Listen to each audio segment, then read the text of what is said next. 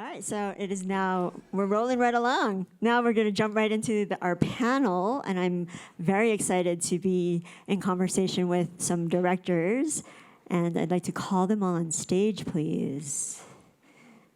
Where are they? There they are. Come on down. Give them a hand, everybody.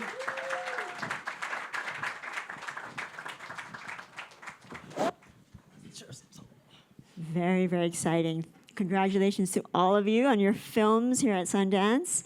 Very exciting for all of you. What I want to start with is just by going down the line, having all of you introduce yourselves and tell us all about the project that you have here. My name is Geeta Gandbhir, and I'm a director-producer, and the film that I have here is The Perfect Neighbor, and it's in U.S. documentary competition.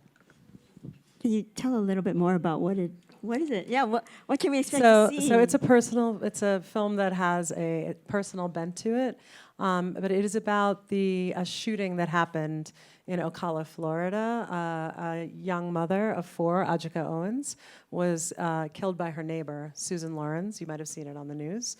And we track the lead up through the incident through police body cam footage. But Ajika Owens was a family friend, so it's a personal story as well. Hi, my name is Glenn Kaino. My film is called Hoops, Hopes, and Dreams. And it's a story told to me by Ambassador Andrew Young about how he and Dr. Martin Luther King used to play basketball to connect with kids in the civil rights movement. And it echoes through the story of President Obama playing basketball. And really, it's actually the thesis is about coalition building, intersectional coalition building, and how alternative methods like basketball and team sports are a great platform for that. My name is Meera Menon. I co-wrote and directed a little movie called Didn't Die. It's in the midnight section, and it's about a podcast host who keeps trying to make her podcast going in the zombie apocalypse. Hi, my name is Tadashi Nakamura. My film Third Act is also in the U.S. documentary competition. It's a feature documentary, father and son story about me and my dad, Robert A. Nakamura, who's known as the godfather of Asian American media. So it's a film about our relationship, his career, and his current struggle with Parkinson's. Hi. Is that loud? My name is Alex Russell, and my movie is called Lurker. It's playing the premiere section on Tuesday if you're still here, which would be great. It's about a kid who blackmails his favorite pop artist into being his best friend. And it's just about 2 guys hanging out. When 2 guys hanging out goes wrong. Yeah, come see it. It's great. That's awesome. I can't wait to see all of these films. So different and so fascinating. Well, as you just heard, we just announced the Cape and TAAF Finishing Fund that will give filmmakers support at a crucial juncture in their career. Can you share one moment of crucial support, maybe related to funding, but also maybe something else that helped you get over the finish line with your films so that you could be sitting here today? Sure. So I would say that I think having an incredible community of filmmakers and people who are invested in the type of work that I think that you do is important. Like building those relationships over time. For my film, I was really fortunate to have. I have my own company, Message Pictures, with Sam Pollard and Elisa Payne, but I was really fortunate to have other folks who I'd worked with in the past many years ago. Somebody from one of those companies is here today, Park Pictures. So I worked on this film. I had Park Pictures come in very early, along with Soledad O'Brien Productions, and they gave support, they gave funding, and just also, wanted to be part of the material. So I think just that sort of relationship building over time has been really critical for me. And again, like with Park Pictures, the last thing we worked on together was in 2018, sorry, I'm aging us, in 2018. But again, like to be able to come together this many years later to do something is so meaningful, so.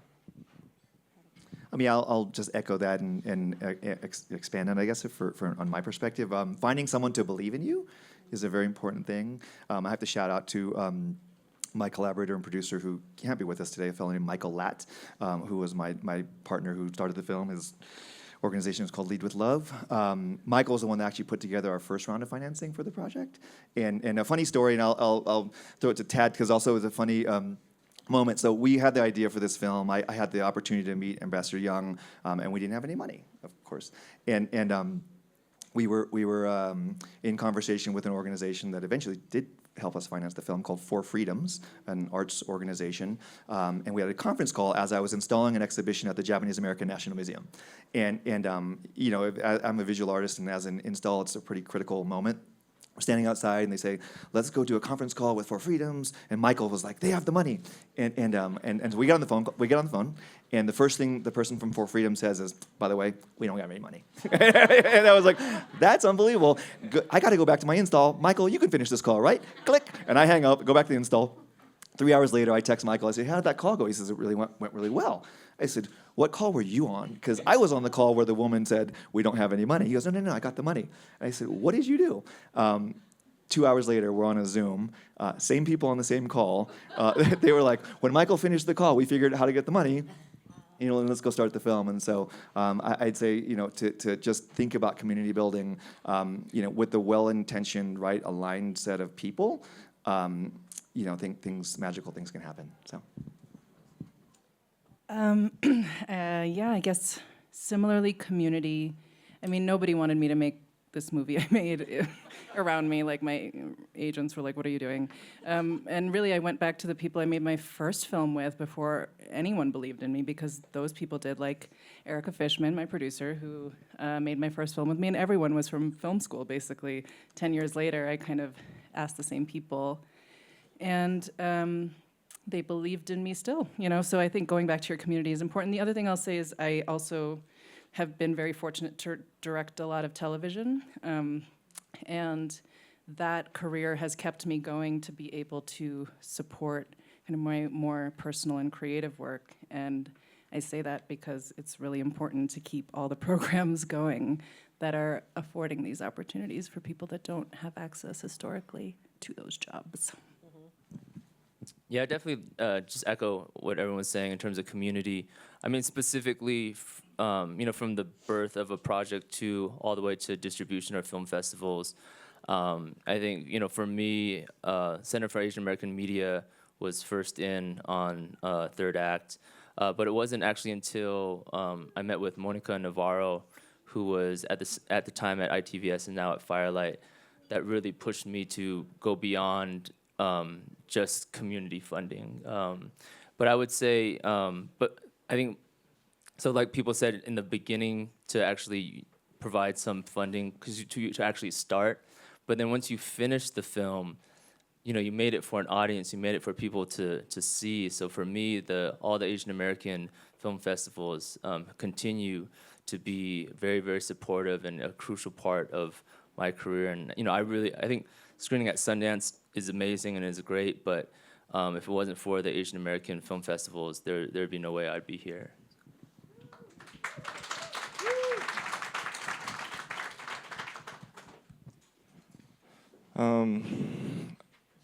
I don't remember exactly what the question was, but I'll answer it this way. I'll say that there definitely was no type of community that came together to help me make my movie. I would have loved to be aware of one that could have helped. I would have reached out to them. But I'll also say, oh my God, there were so many years, so I wrote my movie in 2020. I can't tell you how many times, like, I would meet a financier and they would stare me dead in my face and say, "We will be financing this movie."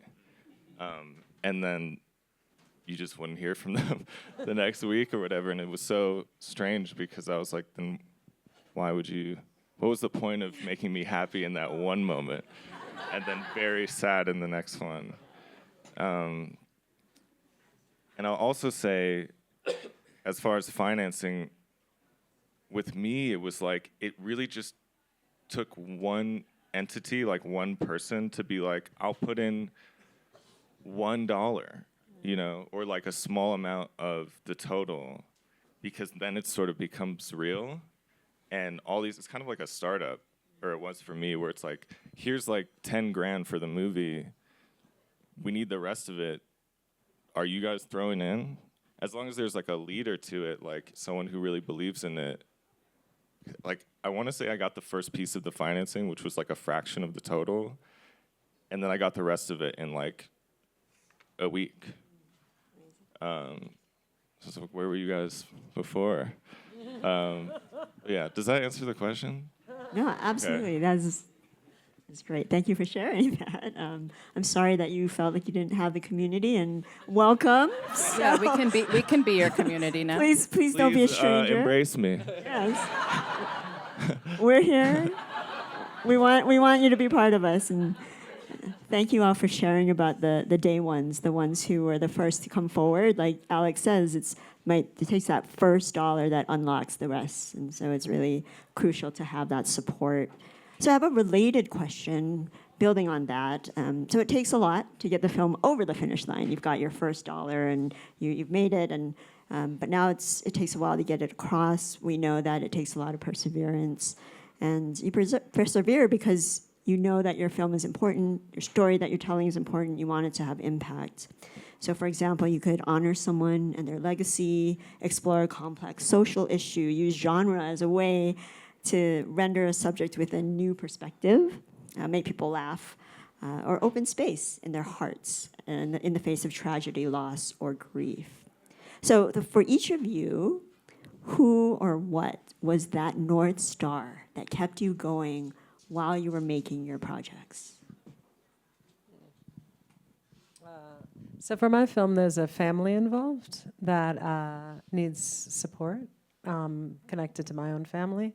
So I think it was them. You know, there's kids who, again, need to be taken care of for the rest of their lives. So that was something, you know. And I say this, and it's kind of when basically there was a tragedy that occurred, and there's a lot of resources needed, and I was like, I have one skill, I can make a film. And everybody looked at me like, what? Like, how is that in any way helpful? But, I was like, I'll make a film. I know. I'll step up, And, but, I think to get their story out there, and also to, the hope is that the film could generate, if we can sell this film, and the family could be taken care of through some of that fun, So wish us luck, y'all. But that's so that's been the North Star for me. Yeah, again, to mention, our North Star was Michael and is Michael at honoring the mission that he and I started on when we went across the project. And if you don't know Michael, or if not aware of Michael, I say was the prototype of empathy, and really, I think it is a great loss, of course, not just as a friend, but to the world.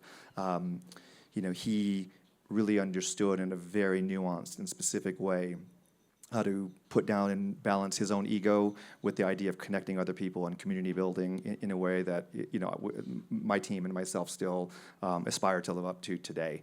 And so we started the project as an alternative strategy to community building and fellowship. And so, for us to do that, every day it's been about thinking about, how to honor not only just Michael's legacy, but the responsibility we have to this story.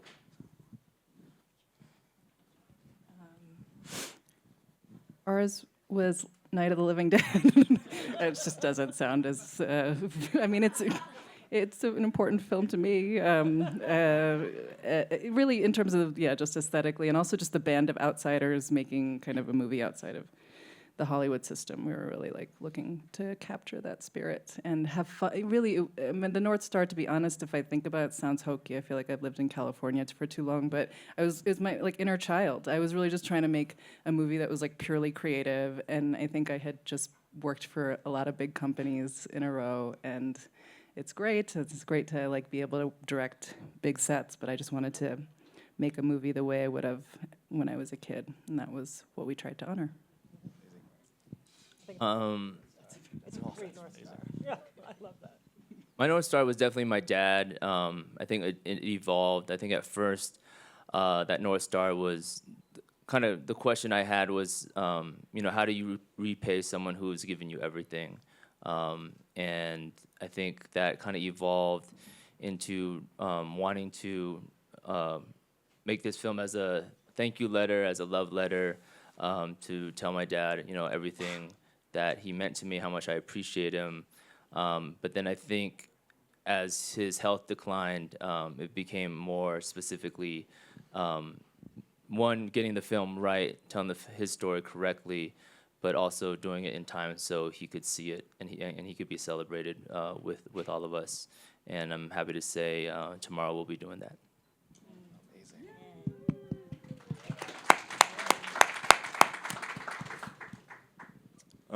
I think for me, it's not dissimilar from the inner child thing. I guess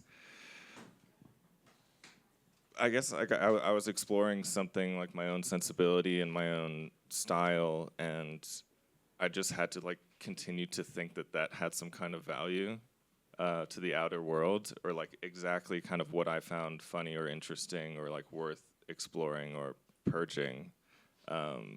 I didn't know the movie would be made, so I was just having as much fun with it as I could while writing.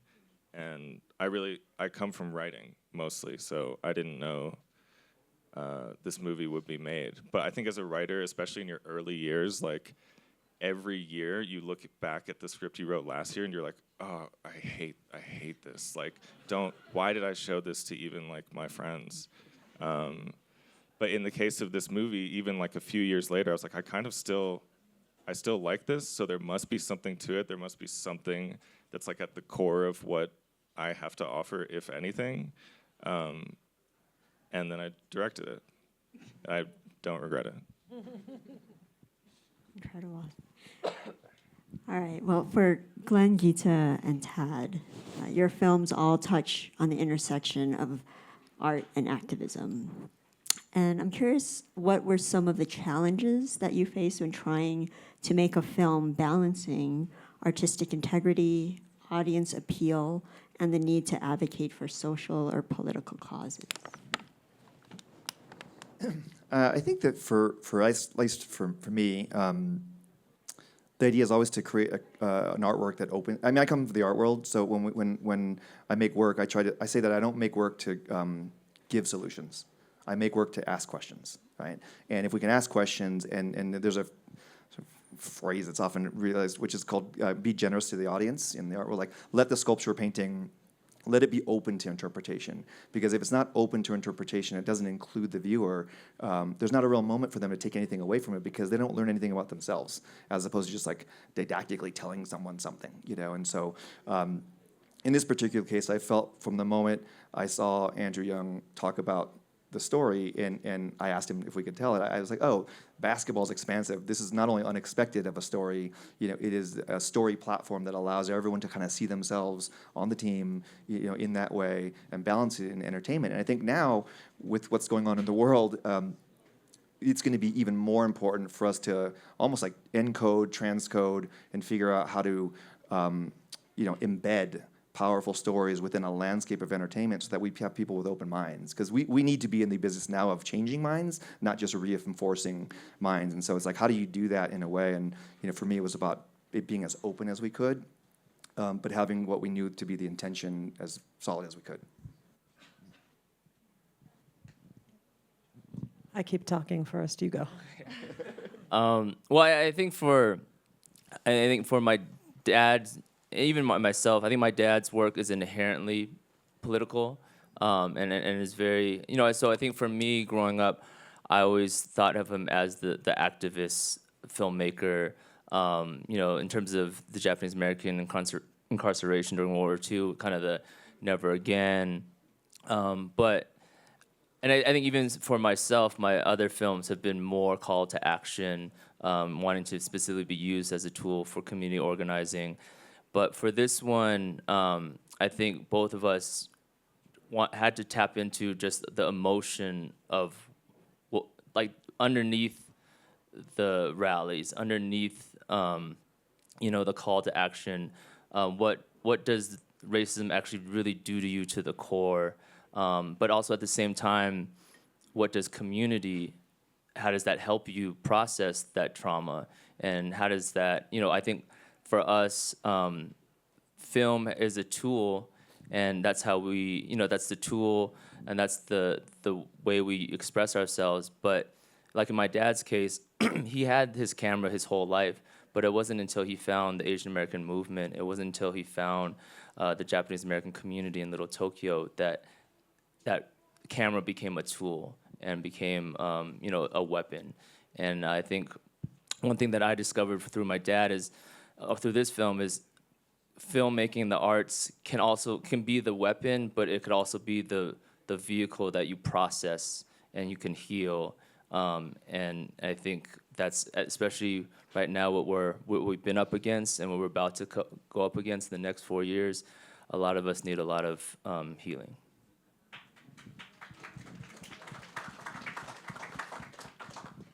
I would say I echo both of what you said. There was so much of that in my process too. But I think too, because the film I made is personal. I made it because I had like I said before, I had nothing else to offer, and also because it was a way of processing my own grief. It was like a way to try to mitigate my own grief and to understand what happened. But I think.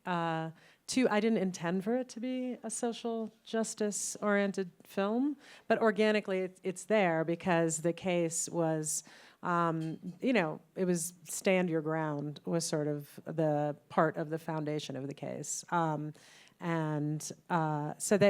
that it is organically part of the story, and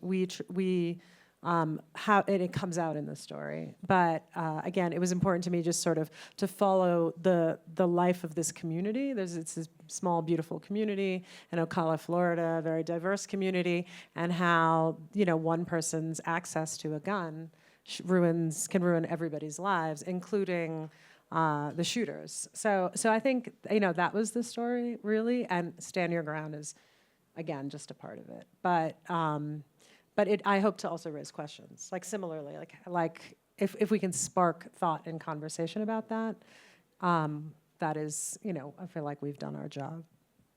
I do have a follow-up question for you specifically, because most of the footage in your film comes from law enforcement, body cams, interrogation rooms.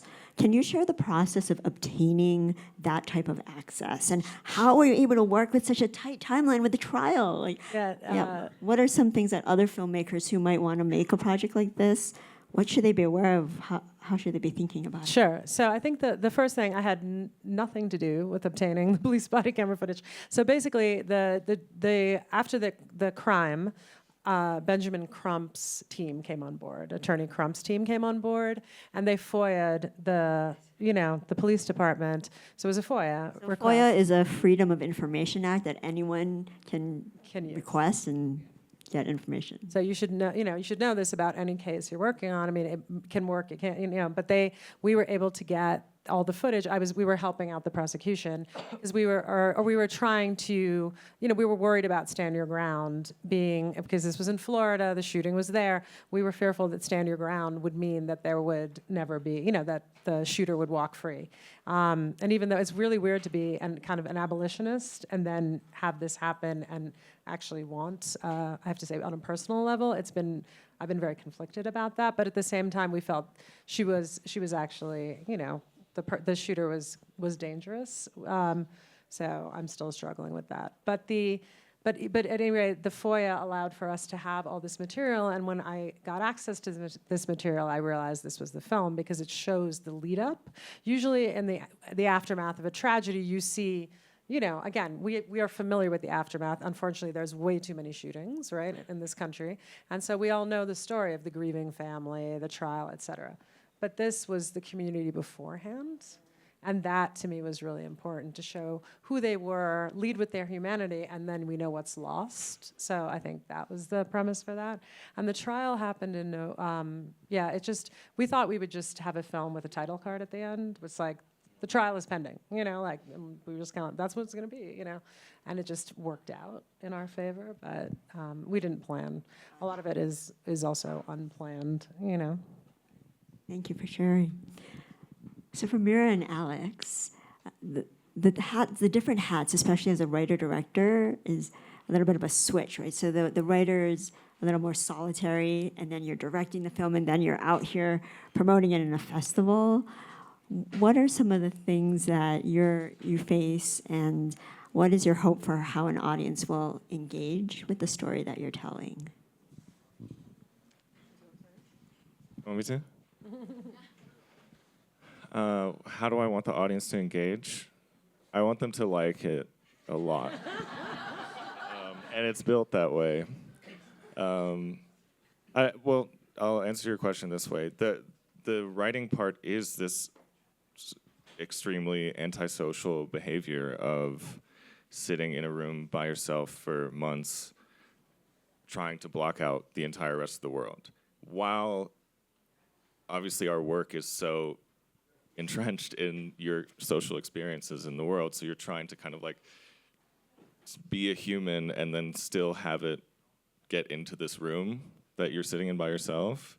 And then directing is hyper social. It's like you're dealing with 100 people every day and trying to evaluate everyone's facial expressions all the time.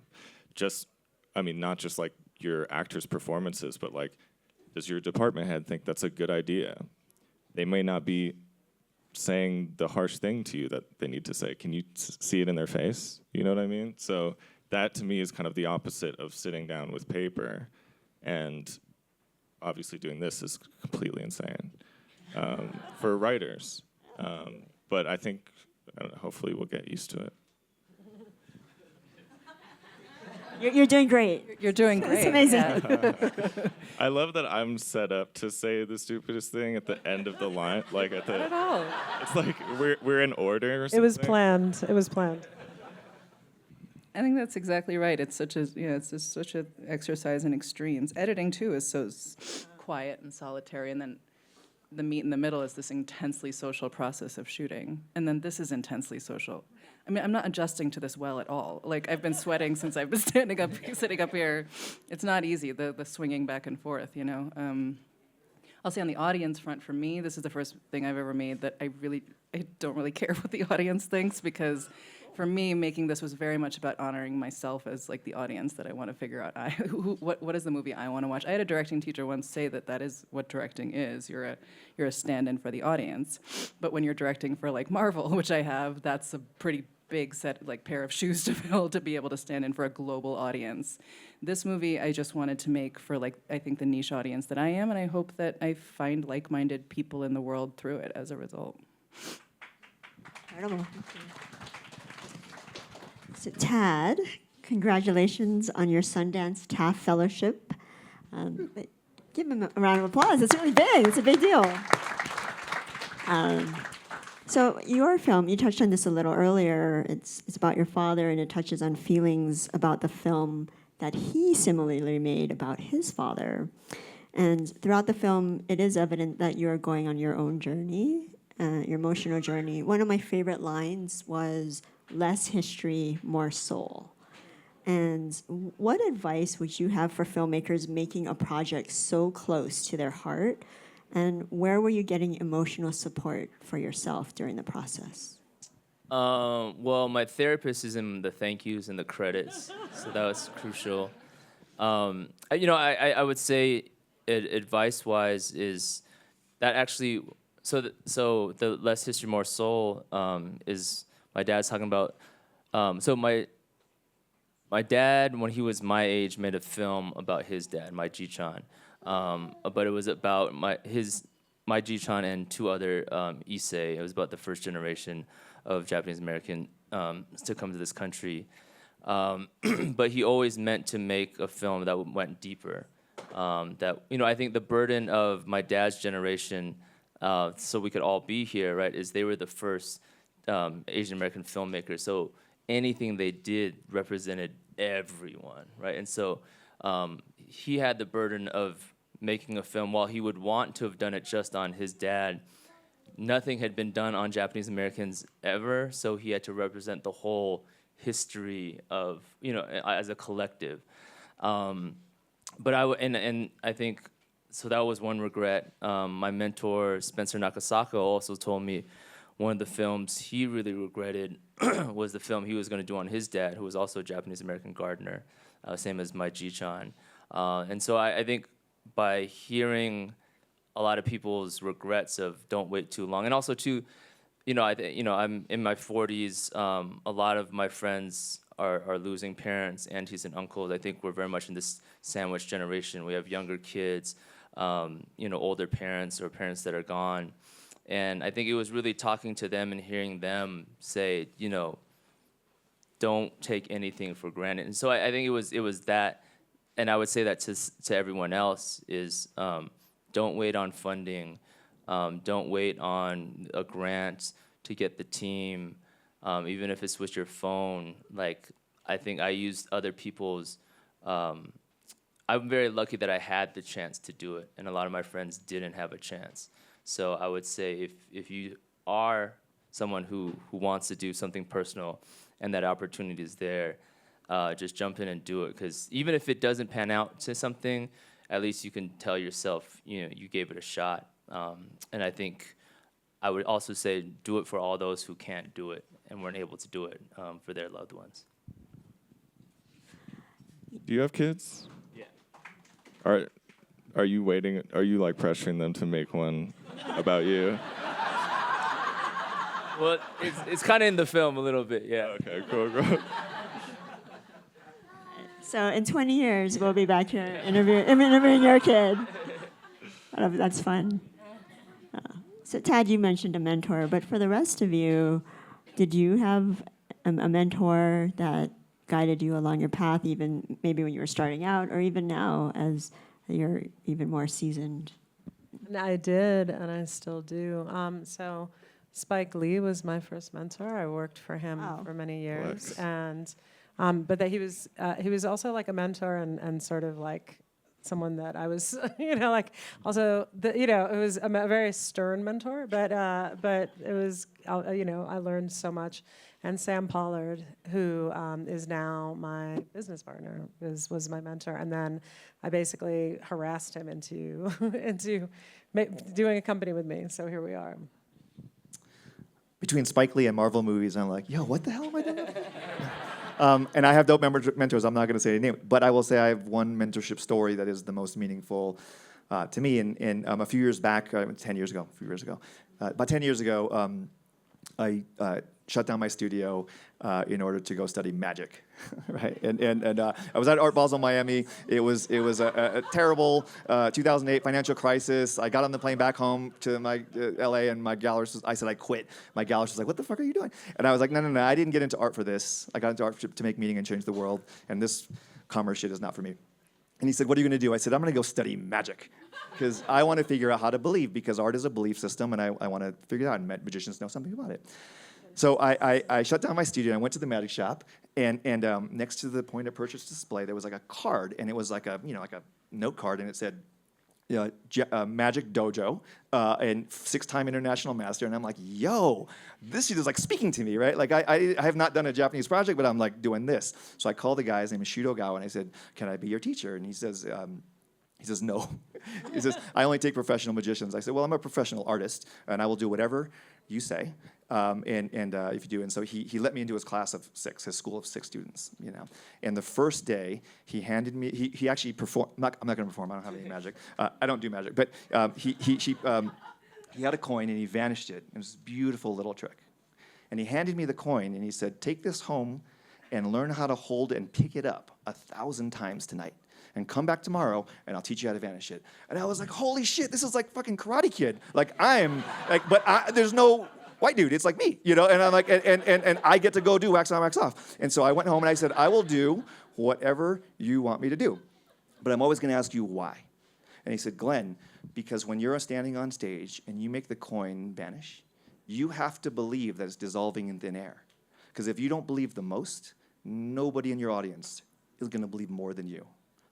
And as a person who makes objects, and I put them in a gallery in a museum, and I tell people when they walk in, like, this has meaning. If I don't believe the most, it doesn't mean anything. And so that's my mentorship story that I still carry to this day, which is like, we have to be the CEOs of belief, the believers in charge for our startups, for every project. And so that was my little mentorship story. Did you learn how to vanish the coin? Oh, yeah. We want to see it. No. Anyone have a Cohen? There's a coin. It's already gone.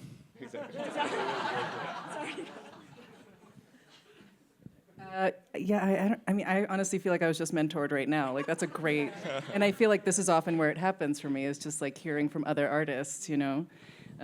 Because I mean, candidly, I think mentorship is actually really hard to find. I couldn't necessarily say that I've found one successfully. I went to film school, and every teacher there was kind of like just warning us that the business was going to break our heart and to just give up our dreams right there, you know? And I was like, oh, no. It's very hard, I think, to find really supportive people, especially for women and definitely people of color, like to really find people at the top to help pull you up, you know? So I always find it laterally, is what I say. I find it from peer to peer, and yeah, like co-writers or people that I make things with, that's who I try and learn from. I think, yeah, besides my dad and Spencer, I would say Don Young at the Center for Asian American Media has been a huge mentor for Don. Yeah.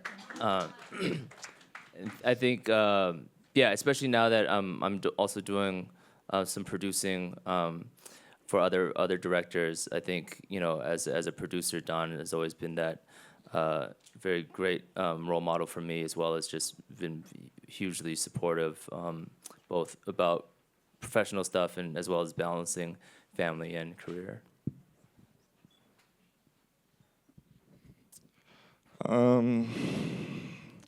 I think honestly, I'm always desperate for mentorship and for learning from people, and I think anytime someone gives me something, like I ask for more from them, and I feel like in my sort of Hollywood experience, like not knowing anyone when I came into it, there were some people who were, you know, 5-10 years older who had been through what I'd been through, and for whatever reason wanted to give me advice or help me along the way. And I mean, in every step of the filmmaking process even, I've had so many mentors because I was the person on the set of my feature movie that had the least set experience coming from just writing.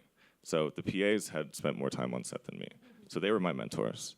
But there's so many people I can mention, but like Pat, my DP, really became a mentor of mine because he had, you know, shot 10 movies on the same scale as mine, and he could walk me. All his like metaphors are military. He's always talking about things in terms of going to war when you shoot stuff. I'm like, we're having coffee, like, but he's right. And it's good to have like a general like that in your corner that makes you wanna be better. I think I derive a lot of mentorship from my friends, like Sean, who's here. I consider a mentor because he went through this whole process last year, bringing a movie to Sundance for the first time, and like I shot my movie a year later, and now I'm here. And it's kind of crazy to think about how many times I've asked him about things like this, things like what to expect, how to behave, which I'm still learning. But yeah, so it's such an amalgam of people that are excited about your project or excited about what you have to say, and I just extract so much out of people. That's great. Thanks for sharing, everybody. We've reached the point in our panel. It's a segment that I call the Sugihara Spotlight. So at CAPE, we believe in a philosophy of lifting as we climb, and we've given all of you this platform here today to speak to us. And so one question I like to ask all of you is to please share with the audience someone in our AANHPI filmmaking community that you would like to highlight that we should be aware of. What does that stand for? Oh, my last name is Sugihara, so it's... Okay. Got it. This is just our chance to lift up someone else. In the community? Yeah. Okay, I'm gonna go Sean. Yay. All right. He's right there. Everybody and support Justin, Sean. Vanguard right there. Sean. And Justin, amazing VFX Yes. artist. He did both our movies. He's got 2. Pick him up. Oh, yeah. Aww. Who else is Asian? I'll say Kevin Iwashita, Ethan. who's also here. Kevin, Where's our Kevin? executive producer, godfather of docs. Kevin Iwashita, former Capeboard chair. Nice to see you. Who's next? I guess I'll just shout, if we're just shouting out people we see that we really love and admire. That I'll was just say Shruti Shout-outs. Ganguly, who's amazing and always is an Shruti. incredible filmmaker. And Maureen Barucha, I see in the back. She's an Maureen. incredible filmmaker. And I'm sure there's so many incredible filmmakers that I don't know. But they're all Asian and they're all here. I would like to recognize the editor, Victoria Chalk, who's Victoria ACE now. Let's go. Many of you know, I think even earlier on, what his ADOC has become, I think Victoria, not only as a filmmaking side, but she just did a lot in terms of just organizing the community. So I think besides a lot of the films that are here, I think the fact that just ADOC, where it's at now, I think Vic did a lot in the beginning too. Can you share more about ADOC? Sure. It's the Asian American Documentary Network, and it's a collective of both established and emerging and everything in between, basically to create a network to support each other and kind of provide exactly kind of what we're talking about, those with experience and opportunities being able to provide that with those who are looking for them. Awesome. Documentary filmmakers on the audience. A-Doc. Check them out. Oh, I'm going to add one more before you jump. Afshin Shahidi, who's also in the audience, who we realize he's Iranian, but Iranian is Asian. That counts. Yes. That counts. Spent New York Times best-selling author and 25 years with the musician Prince. Go see him. He's got great photos. But also my partner for many, many years. Okay, this does sound like the audience shout out. So I'm gonna say, I don't know if she's here. She said she would be here by this time, but Tanya Svelterama. Oh, yeah. Yeah, I don't know if she's here, but she texted me and said she would be. But so who's one of the organizers? I think some of you others have been shouted out. I'd also like to shout out David Magdal. David, yes, David. And then there's someone who is not here, but who is so important to me, is Grace Lee, who is also one of the founders of ADOC and just such a badass filmmaker, activist, and just such a good friend, and who does not compromise her uncompromising, unapologetic, and just a trailblazer. So she's been a big inspiration to me. Well, give yourselves all a round of applause. I feel the love in this room. It's incredible. So, on that note, best piece of advice for building community. Start with Alex. You go first. You're the newest members who are I get to say the big, stupidest thing. a big hug here. I'm just getting started with the community. Yes. I guess stay open to the idea of going to events full of people that you could talk to.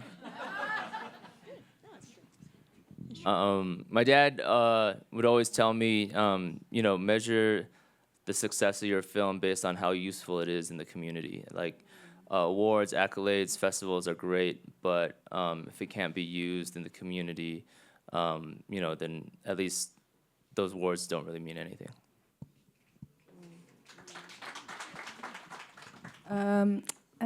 Join whatever WhatsApp group people invite you to, because there's, in my experience, a lot of them, especially among South Asians. It's constant. So many WhatsApp groups. So many WhatsApp groups. And then I think just keep track of the people that are consistently showing up. Like I said, I went back to people that helped me make my first film when no one necessarily needed to believe in me to make this film, because of the consistency, So I think it's just kind of being aware, because I think it's easy as you go along to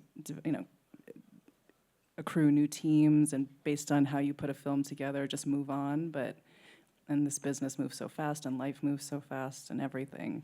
Just keeping track of who's just been there consistently, and that's your community. That's the thing I realized recently. I was just oh, they've always been there, How do you hear about these WhatsApp groups? They just show up on your phone. They do. There's some people in particular really good at making them. Yes. Yeah. I would say be generous. And it's counterintuitive sometimes to say that if you give, you get more. But I start my entire practice with giving. And that's how I build trust in over-delivering. And I've found that it always is rewarding in the end. But some people start with like figuring out how they can like fit in as opposed to like, just give. So be generous. Yeah. 100%. No, I agree with that. I also think opening the door for others is really important. Like that's part of being generous. But I learned so much from folks around me. It is it's symbiotic. So I think making sure that you bring in other people as well, and you lift them up, with you as you, again, I think sometimes there's, in our community, because there was such a lack of representation for so long, there can be sort of another friend, Smriti Mundra, had said this to me, but she said there's a combination of survivor's guilt and scarcity mentality sometimes in this industry, and I think refusing that and refusing sort of the silos that separate us and that kind of sort of that way of thinking is really, really important. And it's holding a together we rise mentality is really the way. And I've seen that, again, paved by others. So I hold on to that. That is a beautiful place to end. Together we rise. Thank you to our fabulous panelists. Thank you for everyone for being here, and enjoy the rest of your Sundance.